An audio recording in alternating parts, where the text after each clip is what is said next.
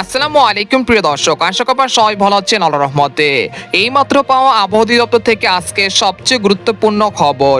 এবার ধেয়ে আসছে প্রবল শক্তিশালী কালবৈশাখী ঝড়। রাতের মধ্যেই একাধিক জেলায় শুরু হয়ে যেতে পারে বজ্রসহ ভারী বৃষ্টি। এছাড়া আজ থেকে আগামী 10 এপ্রিল পর্যন্ত দেশের বিভিন্ন অঞ্চলে বিভিন্ন সময় বৃষ্টি বলয় গর্জন তাণ্ডব চালাতে পারে।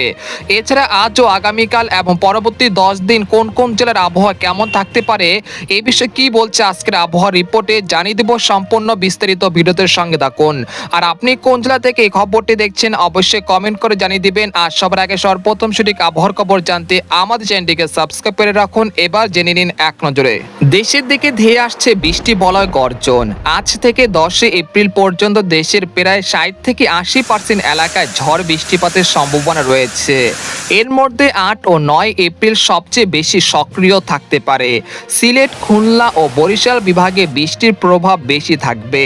ঢাকা, ময়মনসিংহ, রংপুর ও চট্টগ্রামে মাঝারি এবং রাজশাহীতে তুলনামূলক কম বৃষ্টি হতে পারে। এ সময় ঝড়ো হাওয়া, বজ্রপাত, শিলাবৃষ্টি ও কালবৈশাখী ঝড়ের আশঙ্কা রয়েছে। ঝড়ের গতি ঘন্টায় 60 থেকে 80 কিলোমিটার পর্যন্ত উঠতে পারে। সাগরও সামান্য উত্তাল থাকতে পারে, তাই সবাইকে সতর্ক থাকার পরামর্শ দেওয়া হয়েছে। এ সময় সারা দেশে রাত ও দিনের তাপমাত্রা সর্বোচ্চ 5 ডিগ্রি সেলসিয়াস পর্যন্ত কমে যেতে পারে।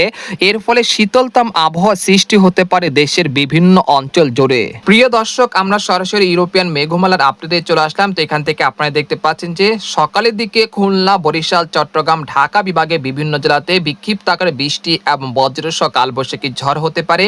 সেই ক্ষেত্রে পিরোজপুর, মাঠবাড়িয়া, খেপুপাড়া, বরিশাল, লালমোহন, মতিরাট, ফরিদগঞ্জ, মাদারীপুর, লোহাগাড়া, খুলনা, সাতক্ষীরা, শ্যামনগর, বাগেরহাট, নোয়াখালী, ফেনী, খাগড়াছড়ি, রাঙ্গামাটি, কুমিল্লা এই অঞ্চলগুলোতে হালকা থেকে মাঝারি ধরনের বৃষ্টি বা বজ্রসহ বৃষ্টিপাত হতে পারে।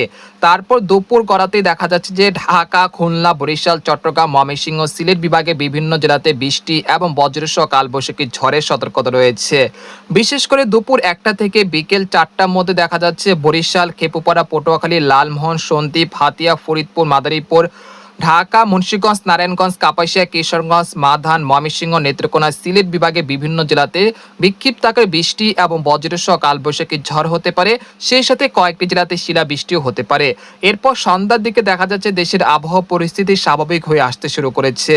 তারপর 8 এপ্রিল বুধবার দেখা যাচ্ছে সকাল থেকে সন্ধ্যার মধ্যে দেখা যাচ্ছে ঢাকা, রাজশাহী, রংপুর বিভাগে 2-1টি জেলাতে বৃষ্টি এবং বজ্রসহ কালবৈশাখী ঝড় এবং ভারী বৃষ্টিপাত হতে পারে।